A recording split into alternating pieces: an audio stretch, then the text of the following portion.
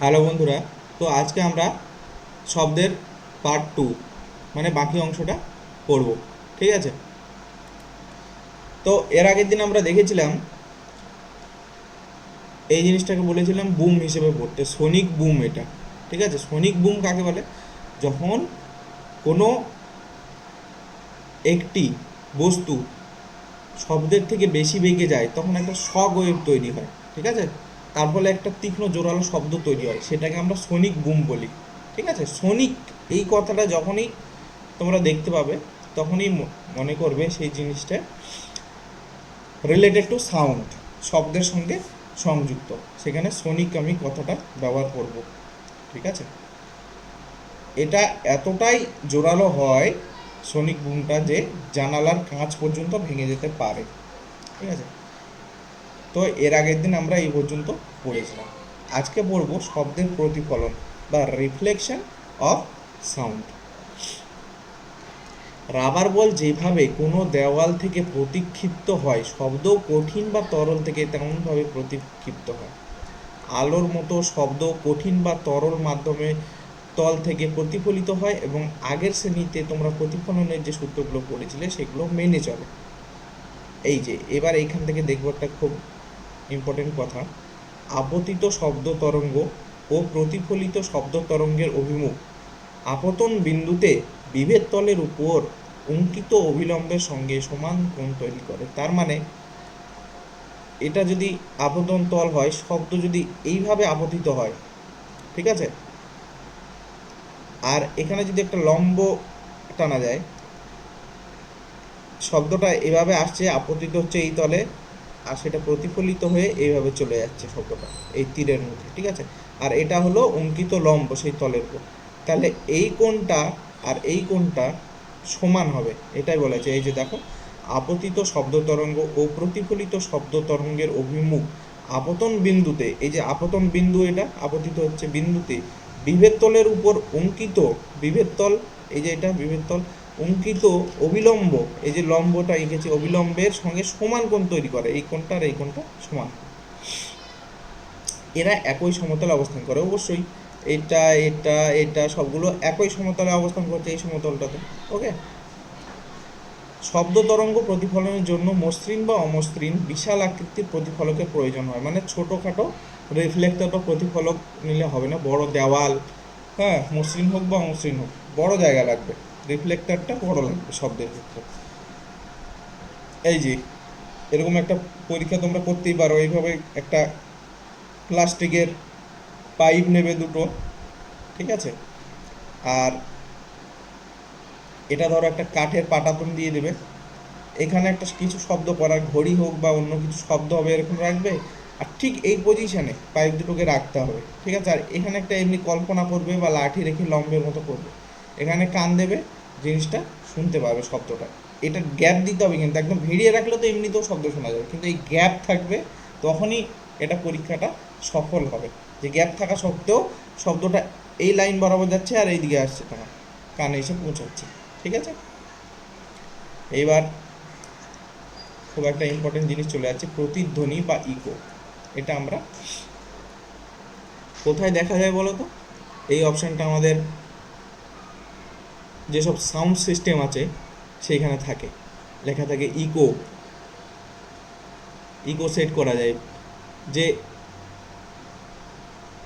কোনো একটা হেডফোনে, এখন দেখবে যেসব হেডফোনগুলো এখন বেরিয়েছে সেগুলোকে কাস্টমাইজ করা যায় সাউন্ডটাকে। ঠিক আছে? ওখানেও অপশন থাকে ইকো। ইকো মানে কি? প্রতিধ্বনি। মানে মনে হচ্ছে কোথাও থেকে রিফ্লেক্ট হচ্ছে শব্দটা, এরকম শোনা যায় সেই সাউন্ড সিস্টেম বা হেডফোনগুলোতে। ঠিক আছে? তো ইকো মানে কি দেখছি আমরা? প্রতিধ্বনি। প্রতিধ্বনি মানে আমরা যদি সুনির্দিষ্ট প্রতিফলক বস্তু, যেমন উঁচু দালান বা পাহাড়ের কাছে চিৎকার করি বা হাতে তালি দেই, কিছুক্ষণ পর একই রকম শব্দ পুনরায় শুনতে পাই, পুনরাবৃত্ত এই শব্দকে প্রতিধ্বনি বলে। ঠিক আছে? বড় পাহাড় বা ফাঁকা হল ঘরে, বড় ঘরে যদি আওয়াজ করো দেখবে রিফ্লেক্ট হয়ে আসে শব্দটা, তাই না? প্রতিধ্বনি হয়ে আসে শব্দটা, প্রতিফলিত হয়ে আবার আমাদের কাছে আসে। তবে এই যে ইম্পর্টেন্ট লাইনটা পড়বে, কোনো শব্দের রেশ আমাদের মস্তিষ্কে 0.1 সেকেন্ড পর্যন্ত স্থায়ী হয়। তাহলে কত সেকেন্ড পর্যন্ত হয়, এটাও একটা কোশ্চিন। আমাদের মস্তিষ্কে কোনো একটি শব্দের রেশ 0.1 সেকেন্ড পর্যন্ত স্থায়ী হয়।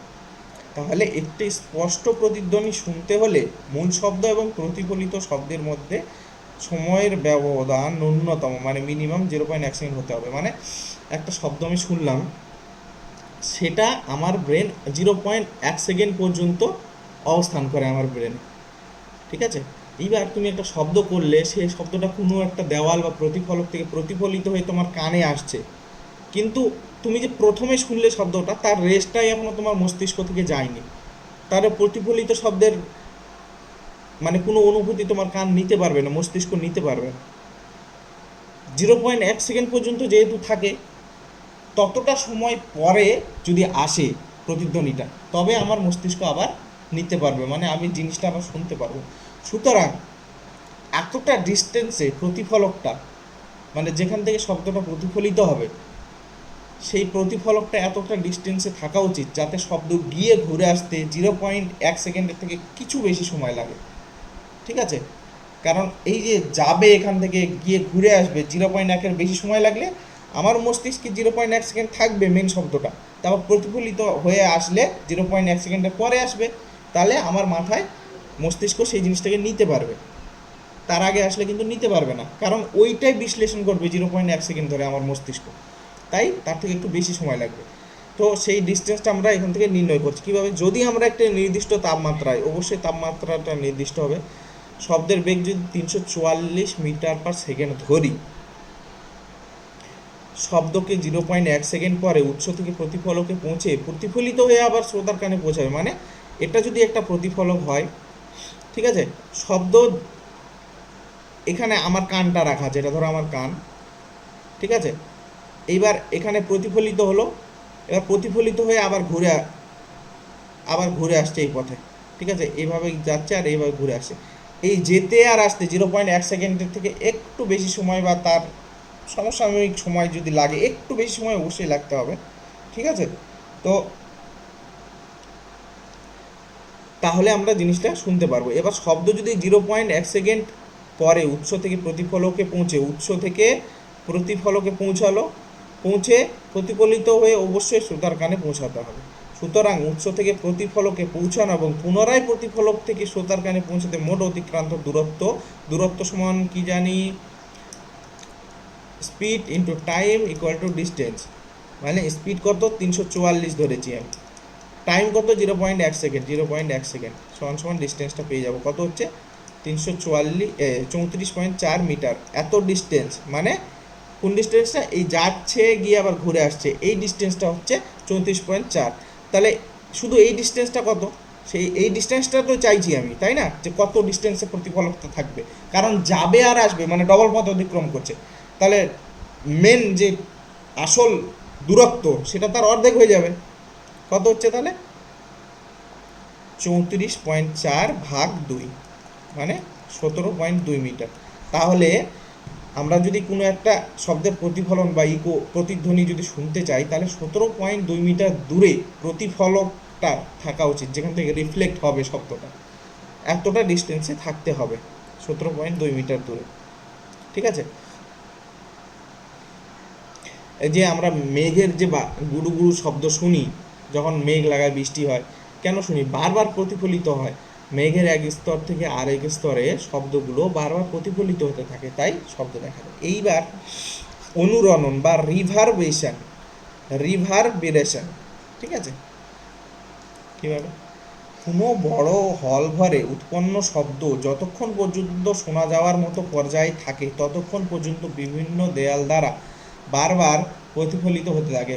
একটা হল ঘর, বড় বড় হল ঘর আছে, এখান থেকে তুমি আওয়াজ করলে, ঠিক আছে, আওয়াজ যদি করো, বারবার প্রতিফলিত হতে থাকবে, এই দিয়ে ঘুরতে থাকবে, কাঁপতে থাকবে, মনে হচ্ছে ঘুরতে থাকবে শব্দটা ভিতরে, এইটাকে রিভারবেরেশন বলে, ঠিক আছে, বারবার প্রতিফলিত হতে থাকে, এই জিনিসটাকে রিভারবেরেশন বলে।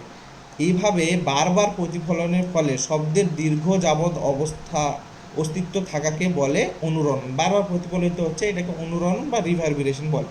প্রেক্ষাগৃহ মানে সেই হলঘরগুলো, যেখানে কনফারেন্স রুম বলে যেটাকে, ঠিক আছে, বা বড় হলঘরে অতিরিক্ত অনুরণন একেবারেই অভিপ্রেত নয়, কারণ বড় একটা হলঘর আছে, বারবার কথা বলছি, সেই ঘুরছে, আবার পরের কথাটা বলবো সেটা মিশে যাবে, গিয়ে কথাগুলো অস্পষ্ট হয়ে যাবে, ঠিক আছে? তো বেশি অনুরণন বা রিভারবেশন হলে সেই জিনিসটা ভালো না। অনুরণন কমানোর জন্যে প্রেক্ষাগৃহে ছাদে দেওয়ালে শব্দ শোষক বস্তু যেমন তন্তু দ্বারা, পাটাতন, অমসৃণ আস্তরণ বা ঝালর জাতীয় পদার্থ দ্বারা ঢেকে দেওয়া হয়। অবশ্যই সেটা থাকতেই হবে, বারবার যাতে রিফ্লেকশনটা না হয় সেই জন্যে শব্দ শোষক বস্তু দ্বারা সেগুলোকে ঢেকে দেওয়া হয়, দেওয়াল ছাদগুলোকে, ঠিক আছে? একটা জিনিস লক্ষ্য করে থাকবে তোমরা, তোমরা যে ঘরে বসবাস করছো সেটা যদি যথেষ্ট বড় হয় মোটামুটি, ঠিক আছে, একটা জিনিস লক্ষ্য করে দেখবে, যখন ঘরটা ফাঁকা ছিল, কোনো আসবাবপত্র জামা কাপড় কিছু নেই, সেরকম ফাঁকা ঘরে ঢুকে তুমি কথা বলবে, শব্দটা একটু হলেও প্রতিধ্বনিত হবে, মানে কিছুটা অনুরণন দেখা যায়, রিভারবেরেশন বারবার প্রতিফলিত হবে, তাই তো? কিন্তু যখনই সেই ঘরে দেখবে আসবাবপত্র, জামা কাপড়, জিনিসপত্র রাখা থাকবে, তখন দেখবে সেই জিনিসটা হচ্ছে না। কেন হচ্ছে না? যখন ফাঁকা ঘরে হচ্ছে শব্দটা, তখন বারবার ঘুরছে, প্রতিফলিত হচ্ছে দেওয়াল, ছাদ, মেঝে সব জায়গায়। কিন্তু যখনই জিনিসপত্র থাকছে, তখনই সেই শব্দটা যখনই প্রতিফলিত হতে যাচ্ছে, তখন এই যে বিভিন্ন বস্তু রাখা আছে সেগুলোতে শোষিত হয়ে যাচ্ছে, শব্দটা শোষণ হয়ে যাচ্ছে। সেই কারণে মানে জিনিসপত্র থাকলে সেই ঘরে অনুরণন সাধারণত হয় না, বোঝা যায় না, ঠিক আছে? এবার আমরা একটা ছোট ম্যাথ দেখে নেব। যেরকম এক ব্যক্তি একটি খাড়া বাঁধের কাছে হাতে তালি দিলেন এবং 2 সেকেন্ড পর তার প্রতিধ্বনি শুনতে পেলেন। যদি শব্দের দ্রুতি বা বেগটা একটা দেওয়া আছে 346 মিটার/সেকেন্ড, তবে ওই ব্যক্তি থেকে খাড়া বাঁধের দূরত্ব কত? দূরত্ব কত? Speed time equal to distance. Distance কত? স্পিড কত বলা আছে 346, টাইম কত 2 সেকেন্ড। তাহলে ডিস্টেন্সটা আমি পারবো না? 6×2=12, যা 2×8=9, 692 মিটার, এটা ডিস্টেন্স, তাই তো? এবার শব্দ এই দূরত্বটা অতিক্রম করছে। এইবার আমি কি বলেছি কথাটা ভালো করে বুঝবো। শব্দ কিন্তু এই distance, speed into time equal to distance, এই সূত্র থেকে আমি এইটা বসিয়ে আমি ডিস্টেন্সটা পেয়ে গেলাম। কোন ডিস্টেন্সটা পেলাম? শব্দ গেল, গিয়ে আবার ঘুরে আসলো শ্রোতার কাছে। শ্রোতা মুখ দিয়ে আওয়াজ করছে, সেখানে গেল প্রতিফলকে, গিয়ে ঘুরে আসলো, মানে ডবল পথ অতিক্রম করছে, যাচ্ছে একবার আসছে একবার। তাহলে আমি যদি বলি, একটা আলাদা উদাহরণ বলছি, আমি এ থেকে বি বিন্দুতে গিয়ে ঘুরে আসতে আমার 20 কিলোমিটার পথ অতিক্রম করা হয়। এ আর বি, এ পয়েন্ট থেকে বি পয়েন্টে গিয়ে আবার ঘুরে আসি যদি, তাহলে 20 কিলোমিটার পথ অতিক্রম করা হয়। তাহলে এ থেকে বি এর ডিস্টেন্স কত? অবশ্যই এটার অর্ধেক হয়ে যাবে, 10 কিলোমিটার। যেতে 10 কিলোমিটার, আসতে 10 কিলোমিটার, তাই 20 কিলোমিটার হলো যাওয়া আসা। সেরকমই সাউন্ডটা গেল, গিয়ে ঘুরে আসতে 692 মিটার ডিস্টেন্স অতিক্রম করতে হবে। তাহলে ডিস্টেন্সটা আসলেই কত? ডিস্টেন্সটা আসলে হচ্ছে 692/2 সমান সমান 346 মিটার, ঠিক আছে? 346 মিটার, তাহলে আসলে অ্যান্সার 346 মিটার। অনেকজন এই পর্যন্ত করে অ্যান্সারটা দিয়ে দিবে, ভুল হয়ে যাবে, খুব সাবধানে এই জায়গাটায় করবে। অবশ্যই ডিস্টেন্সটা মানে অঙ্কটাতে কি বলছে সেটা ভালো করে পড়ে দেখবে। ডিস্টেন্সটাই বলে, সেক্ষেত্রে লাস্টে গিয়ে যে শব্দ যে দূরত্বটা অতিক্রম করলো তার অর্ধেক হচ্ছে আসল ডিস্টেন্সটা, ঠিক আছে?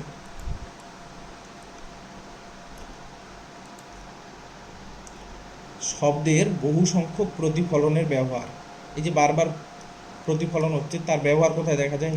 মেগাফোন, হর্ন, বাদ্যযন্ত্র যেমন ট্রাম্পেটস বা সানাই এর আকৃতি এরূপ করা হয় যাতে করে শব্দ সমস্ত দিকে না ছড়িয়ে একটি নির্দিষ্ট দিকে যায়। এই সানাই লম্বা বাঁশির মতো যেটা আমরা বলি, সেগুলো চারিদিকে না ছড়ায়, সে পাইপের মতন থাকে, একদিকে যায়, ঠিক আছে? এই যে ছবিতে দেখানো হয়েছে মেগাফোন, যেটা মাইকের মতো মুখে নিয়ে বলে না পুলিশেরা, কোনো কিছু একটা অ্যানাউন্স করা হয়, ঠিক আছে? সেইখানে একদিকে শব্দ যেন যায়, চারিদিকে ছড়িয়ে না পড়ে, সেই কারণে এরকম লঙ্গা চোঙের মতো জিনিস ব্যবহার করা হয়। এই যে এটা হর্ন, আগেকার দিনে রিক্সাতে দেখা যেত, ঠিক আছে। চিকিৎসায় ব্যবহৃত একটি যন্ত্র হলো স্টেথোস্কোপ। এই যে ডাক্তাররা কানে লাগিয়ে এভাবে হার্টবিট শোনে, বুকে লাগিয়ে ডাক্তাররা কানে লাগায় আর এভাবে বুকে এভাবে ধরে, স্টেথোস্কোপ বলা হয়।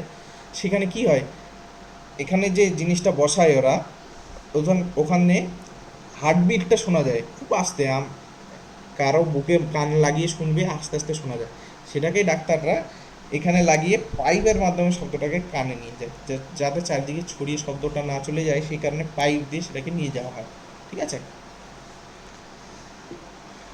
স্টেথোস্কোপ। সঙ্গীতানুষ্ঠানের হল, সম্মেলন ভবন, সিনেমা হলের ছাদগুলি সাধারণত বাঁকা করা হয়, ফলে শব্দের প্রতিফলনের পরে হলের প্রতিটি কোণায় পৌঁছায়। অনেক সময় রঙ্গমঞ্চের পেছনে বাঁকা সাউন্ড বোর্ড স্থাপন করা হয়, শব্দ সাউন্ড বোর্ডে প্রতিফলিত হয়ে সমানভাবে সমস্ত হল ঘরে বিস্তার লাভ করে, ঠিক আছে। মানে এই যে এখানে কেউ বলছে, ঠিক আছে, এখানে এইভাবে ছাদটাকে বেঁকানো হয় কেন, এইভাবে শব্দটা গিয়ে রিফ্লেক্ট হয়ে শ্রোতাদের কানে পৌঁছাবে, সেই কারণে ছবিতে পরিষ্কারভাবে দেখানো আছে, ঠিক আছে। শ্রুতিসীমা বা রেঞ্জ অফ হিয়ারিং, এটা আমি তোমাদের প্রথম দিনেই বলে দিয়েছি শব্দ পড়ানোর সময়, যে মানুষের শ্রুতিগোচর সীমা হলো 20 হার্জ থেকে 20,000 হার্জ। এটা থাকে পরীক্ষায় বারবার, ঠিক আছে, 20 হার্জ থেকে 20,000 হার্জ। 1 হার্জ ইকুয়াল টু 1 সাইকেল/সেকেন্ড ধরা হয়, ঠিক আছে। 5 বছরের নিচের শিশু এবং কিছু কিছু প্রাণী যেমন কুকুর 25 কিলো হার্জ, ঠিক আছে, 25 কিলো হার্জ পর্যন্ত শুনতে পারে। মানে 25 কিলো হার্জ মানে কি বলো দেখি, 25 কিলো হার্জ মানে হচ্ছে 25,000 হার্জ। মানে বাচ্চারা একটু বেশি শুনে, তাই তো, বাচ্চারা একটু বেশি শুনছে, এটাই বোঝা যাচ্ছে। 25,000 কিলো হার্জ, 25,000 হার্জ পর্যন্ত শুনতে পায় বাচ্চারা, কুকুরেরা। বয়স বাড়ার সাথে সাথে মানুষের কর্ণের উচ্চ কম্পাঙ্ক সম্পন্ন শব্দ শোনার অনুভূতি হ্রাস পেয়ে থাকে, যত বয়স বাড়বে তখন তুমি কম শুনতে থাকবে। 20 হার্জের নিচের কম্পাঙ্কযুক্ত শব্দকে শব্দেতর বা ইনফ্রাসনিক অর ইনফ্রাসাউন্ড বলে, ইনফ্রা বা শব্দেতর বলা হয়। আমাদের রেঞ্জ কত, আমাদের শোনার রেঞ্জ হচ্ছে 20 হার্জ থেকে 20,000 হার্জ, ঠিক আছে। এইবার যদি 20 হার্জের নিচে কোনো কম্পাঙ্ক থাকে কোনো শব্দের, সেটাকে আমরা বলবো শব্দেতর বা ইনফ্রাসনিক, ইনফ্রা সাউন্ড বলবো। আর যদি 20 হার্জের কম কম্পাঙ্কের শব্দ শুনতে পারতাম, তাহলে মৌমাছিদের ডানার কম্পনের শব্দ আমরা শুনতে পাই, তেমন সরল দোলকের কম্পনের শব্দ শুনতে পেতাম। গন্ডারেরা 5 হার্জের মতো নিম্ন কম্পাঙ্কের শব্দেতর শব্দ ব্যবহার করে যোগাযোগ করে, মানে গন্ডাররাও কথা বলে, ঠিক আছে, 5 হার্জের নিচে। তিমি, হাতি, গন্ডার এরা শব্দেতর মানে 20 হার্জের নিচের শব্দ তরঙ্গ ইউজ করে। এটা লক্ষ্য করা যায় যে কিছু কিছু প্রাণীরা ভূমিকম্পের পূর্বে অসংলগ্ন আচরণ করে। ভূমিকম্পের মূল ভূকম্পন তরঙ্গ সৃষ্টির পূর্বে কম কম্পাঙ্কের শব্দেতর শব্দ হয়, যা সম্ভবত প্রাণীদের সতর্ক করে। মানে মূল ভূমিকম্প হওয়ার আগে একটা হালকা ফ্রিকোয়েন্সির কম্পাঙ্ক হয়, যেটা প্রাণীরা দেখতে মানে বুঝতে পারে, অনুভব করতে পারে, সেই কারণে তারা একটু অসংলগ্ন আচরণ করে। শব্দের কম্পাঙ্ক 20 কিলো হার্জ বা 20,000 হার্জের অপেক্ষা বেশি হলে শব্দকে শব্দোত্তর বা আল্ট্রাসাউন্ড বলে। তাহলে আল্ট্রাসাউন্ড কাকে বলছে, আল্ট্রাসাউন্ড আমাদের শোনার উপরে 20,000 হার্জের উপরে বা 20 কিলো হার্জের উপরে হলে সেটাকে আমরা আল্ট্রাসাউন্ড বলি। কিছু কিছু প্রাণী যেমন ডলফিন, বাদুড়, শুশুক এরা কিন্তু আল্ট্রাসাউন্ড শব্দ। এগুলো উদাহরণগুলো ইম্পর্টেন্ট, আমি এমনি এমনি দাগ দিচ্ছি না, ঠিক আছে। ডলফিন, বাদুড়, শুশুক, ডলফিন, বাদুড়, শুশুক, ডলফিন, বাদুড়, শুশুক এরা আল্ট্রাসাউন্ড উৎপন্ন করতে পারে, ঠিক আছে। মানে 20 কিলো হার্জ বা 20,000 হার্জের বেশি শব্দ উৎপন্ন করতে পারে ডলফিন, বাদুড়, শুশুক। আর হাতি, গন্ডার, ঠিক আছে, তিমি এরা হচ্ছে শব্দের তর শব্দ উৎপন্ন করতে পারে, মানে 20 হার্জের নিচে, ঠিক আছে। এই উদাহরণগুলো এক্সামে থাকে, ঠিক আছে। শ্রবণ সহায়ক যন্ত্র, যে সকল ব্যক্তির শ্রবণ ক্ষমতা হারিয়ে ফেলে তাদের শ্রবণ সহায়ক যন্ত্র প্রয়োজন। কিছু না, এই কিছু কিছু ব্যক্তি যারা কানে কম শোনে দেখবে ছোট্ট একটা হেডফোনের মতন কানের মধ্যে লাগানো থাকে, কিছু না, ওখানে রিসিভারও থাকে আর স্পিকারও থাকে। তুমি সামনে, ওনার সামনে যদি কেউ কি কথা বলে, সেটা মাইকের মাধ্যমে এখানে হেডফোনে চলে যায় স্পিকারে, আর সেটাকে ভলিউম যেরকম বাড়াই আমরা ওরকম বাড়ানো থাকে, বেশি করে শুনতে পাই। এটাই বলা হয়েছে শ্রবণ সহায়ক যন্ত্র। ঠিক আছে। শব্দোত্তর শব্দের প্রয়োগ মানে আল্ট্রাসাউন্ড কোথায় ব্যবহার হয়? আল্ট্রাসাউন্ড শুনেছো নিশ্চয়ই, কোনো প্রেগনেন্ট মায়ের পেটের মধ্যে বাচ্চার গতিবিধি লক্ষ্য করার জন্যে আল্ট্রাসাউন্ড ব্যবহার করা হয়। ঠিক আছে। সাধারণ বড় বড় নির্মাণে যেমন দালান, ব্রিজ, যান্ত্রিক, বৈজ্ঞানিক বিভিন্ন উপকরণ তৈরিতে ধাতব উপাদানে ব্যবহৃত হয়। ঠিক আছে। আল্ট্রাসাউন্ড কিন্তু 20,000 হার্জের, যেটা বেশি। দীর্ঘ তরঙ্গ দৈর্ঘ্য বিশিষ্ট সাধারণ শব্দকে এ কাজে ব্যবহার করা যায় না, কারণ ইহা ত্রুটিপূর্ণ অঞ্চল ঘেঁষে বেঁকে ডিটেক্টরে চলে যায়। এইবার এখানে চলে আসি। শব্দোত্তর শব্দকে হৃৎপিণ্ডের বিভিন্ন অংশ থেকে প্রতিফলিত করে হৃৎপিণ্ডে ছবি তৈরি করা হয়। এই প্রযুক্তিকে ইকোকার্ডিওগ্রাফি বলা হয়। ইকোকার্ডিওগ্রাফি, ইকো এই শব্দটা শব্দের সঙ্গে যুক্ত। এখানে কি ইউজ করা হয়? আল্ট্রাসাউন্ড। ইকোকার্ডিওগ্রাফিতে কিন্তু আল্ট্রাসাউন্ড ইউজ করা হয়। ওকে। শব্দোত্তর শব্দ মানে 20,000 হার্জের বেশি, এটা গোলাবে না, বারবার পড়াচ্ছি। ঠিক আছে। আল্ট্রাসাউন্ড মানে 20,000 হার্জের বেশি কম্পাঙ্ক হবে। ওকে। এটা ইউজ করে ইকোকার্ডিওগ্রাফি করা হয় হৃৎপিণ্ডের ছবি। আল্ট্রাসাউন্ড স্ক্যানার যন্ত্রে শব্দোত্তর শব্দ তরঙ্গ ব্যবহার করে মানব শরীরের অভ্যন্তরীণ অঙ্গসমূহের ছবি তোলা হয়। আল্ট্রাসাউন্ড জানো, এটা এই মেডিকেল টার্মটার সঙ্গে তোমরা পরিচিত অনেকেই। ঠিক আছে। ডাক্তাররা রোগীদের বিভিন্ন অঙ্গ যেমন liver, gall bladder, uterus, kidney ইত্যাদির ছবি তোলেন। ইহা রোগীর শরীরের অস্বাভাবিকতা যেমন গল ব্লাডার, কিডনির পাথর, এগুলো ছবির মাধ্যমে ধরা পড়ে, এগুলো জানো তোমরা। ঠিক আছে। আল্ট্রাসোনোগ্রাফি গর্ভাবস্থায় ভ্রূণের জন্মগত ত্রুটি এগুলো নির্ধারণ করার জন্য আল্ট্রাসোনোগ্রাফি করা হয়, মেডিকেলে ইউজ হয় এক কথা। ঠিক আছে।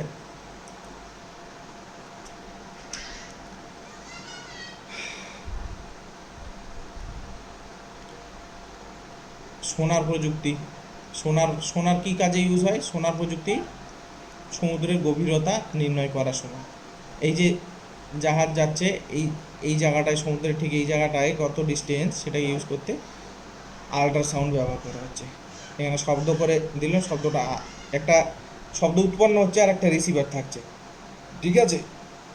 এখান থেকে শব্দ উৎপন্ন করে ছেড়ে দিল, এখান থেকে গেল, আবার উপরে আসলো, কত টাইম লাগছে, সেইখান থেকে এই যে সূত্রটা আছে 2D = VT, মোট অতিক্রান্ত দূরত্ব, সেটা বেরিয়ে যাবে। ওকে। এই সূত্র থেকে আমরা গভীরতাটা মাপতে পেরে যাব। একটি জাহাজ থেকে একটি শব্দোত্তর বা আল্ট্রাসাউন্ড ওয়েভ সমুদ্রতলে প্রতিফলিত হয়ে নির্ণায়ক হয়ে আসতে 3.42 সেকেন্ড সময় নেয়। ঠিক আছে। মানে T = 3.42। যদি সমুদ্র জলে শব্দের দ্রুতি এত মিটার পার সেকেন্ড হয়, মানে V = 1531, তাহলে ওই জাহাজ থেকে সমুদ্র তলদেশের দূরত্ব কত? Distance, speed, time = distance. Speed কত? 1531, টাইম কত? 3.42। এটা করে যেটা আসবে সেটাকে আমি 2 দিয়ে ভাগ করে দেবো, তাহলে অ্যান্সার চলে আসবে। দেখো, ওটাই করা আছে। 1531 করেছে, গুণ 3.42 করেছে, দিয়ে এটাকে 2 দিয়ে ভাগ করে দিয়েছে। এই যে 2 দিয়ে ভাগ করে দিয়েছে, এটা যেটা বেরিয়েছে 2 দিয়ে ভাগ করে দিয়েছে, চলে আসবে সোজা কথা। অত কিছু ভাবার দরকার নেই। বাদুর শব্দোত্তর, বাদুর এটা কিন্তু আল্ট্রাসাউন্ড ইউজ করে। আল্ট্রাসাউন্ড মানে 20 কিলোহার্জের বেশি। ওকে। বাদুর আল্ট্রাসাউন্ড ইউজ করে ওই যে রিফ্লেকশনটা আছে ওটা নির্ণয় করে সামনে কোনো জিনিস আছে নাকি সেটা বুঝতে পারে, অন্ধকারে চলতে পারে। চোখ দিয়ে দেখে নাও, কিন্তু সাউন্ড দিয়ে চলে। আর আমরা বাদুরের শব্দ সবসময় শুনতে পাই না, কারণ 20,000 হার্জের বেশি শব্দ উৎপন্ন করে, তাই আমরা সেটা শুনতে পারি না। ঠিক আছে।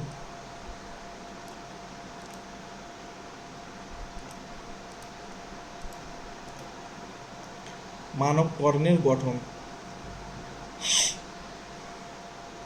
এই যে মানুষের কান, শব্দ ভিতরে যায়, এখানে ককলিয়া, হ্যামার এনবেল, স্টিরাপ, ডিম্বাকার জানালা এগুলো থাকে সব কর্ণপটহ, ঠিক আছে। বহিকর্ণের নাম হলো কর্ণছত্র। এই যে এটা কর্ণছত্র, এটা পরিবেশ থেকে শব্দ সংগ্রহ করে, বুঝতেই পারছি সংগ্রহ করছে। সংগৃহীত শব্দ অডিটরি নল দিয়ে প্রবেশ করে। অডিটরি নলের শেষ প্রান্তে যে পাতলা পর্দা থাকে তাকে কর্ণপটহ বলে। কর্ণপটহ অডিটরি নলের শেষে, ঠিক আছে। এগুলো ফালতু বায়োলজির জিনিস, এগুলো তোমরা একটু পড়ে নেবে, ঠিক আছে। এবার একটা জিস্ট আমরা এখান থেকে জেনে নেব, মেন জিনিস কি। বিভিন্ন বস্তুর কম্পনের ফলে শব্দ সৃষ্টি হয়। জড় মাধ্যমের মধ্য দিয়ে শব্দ অনুদৈর্ঘ্য তরঙ্গ রূপে সঞ্চালিত হয়, মানে শব্দ একটা অনুদৈর্ঘ্য তরঙ্গ। মাধ্যমের মধ্য দিয়ে শব্দ ধারাবাহিক ঘনীভবন ও তনুভবনের সাহায্যে গমন করে। শব্দ বিস্তারের মাধ্যমের মধ্যে দিয়ে শব্দ শক্তি গমন করে, কিন্তু মাধ্যমের কণাগুলি স্থানান্তরিত হয় না। শব্দ শূন্য মাধ্যমের মধ্যে দিয়ে গমন করতে পারে না, মানে শব্দকে যেতে গেলে কোনো একটা মাধ্যমের প্রয়োজন।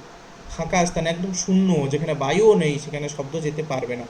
ঘনত্বের পরিবর্তন একটি সর্বোচ্চ মান থেকে সর্বনিম্ন মানে পৌঁছে পুনরায় সর্বোচ্চ মানে পৌঁছলে একটি পূর্ণ দোলন হয়। পূর্ণ দোলন কিভাবে হয়,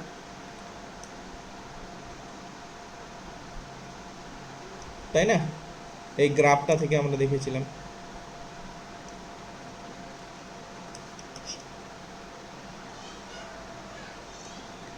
এইভাবে যাচ্ছিল, তাই তো। তো এই যে সর্বোচ্চ স্থান, এটা সর্বনিম্ন স্থান, আর সর্বোচ্চ স্থানে পৌঁছলো, এখান থেকে এটা হলে একটা পূর্ণ দোলন সম্পূর্ণ হলো। আর এই ডিস্টেন্সটাকে আমরা বলবো তরঙ্গ দৈর্ঘ্য, ল্যামডা দিয়ে প্রকাশ করব। আর কম্পাঙ্ক ছিল নিউ, ঠিক আছে। তাহলে distance equal to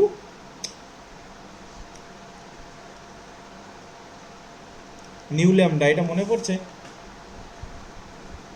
new equal to কম্পাঙ্ক ইকুয়াল টু 1/t ছিল, তাহলে lambda by T equal to V, তাহলে হয়ে যাচ্ছিল V equal to nu lambda.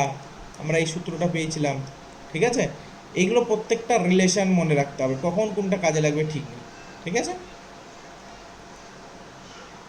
এই যে দেখো এখানে দেওয়াই আছে, যে সময় একটি পূর্ণ দোলন যে সময় একটি পূর্ণ দোলন, মানে এখান থেকে গিয়ে আবার এখানে আসতে যে সময়টা লাগছে সেটাকে বলা হচ্ছে পর্যায়কাল, সেটাকে টি বলা হচ্ছে, ঠিক আছে।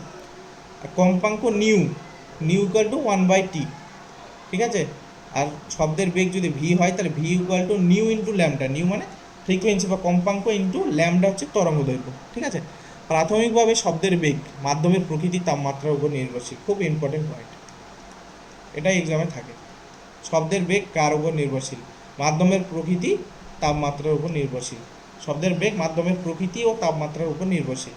শব্দের প্রতিফলনের সূত্রানুযায়ী যে দিক বরাবর শব্দ প্রতিফলক তলে আপতিত হয় এবং প্রতিফলক তল থেকে প্রতিফলিত হয়, তারা আপতন বিন্দুতে প্রতিফলক তলের অবিলম্বের সঙ্গে সমান কোণ সৃষ্টি করে। এই যে বললাম, এটা তল যদি হয়, এখান থেকে এসে শব্দ এইভাবে যাচ্ছে, আর এই লম্ব, তাহলে এই কোণটা সমান হবে, এটাই বলা হয়েছে।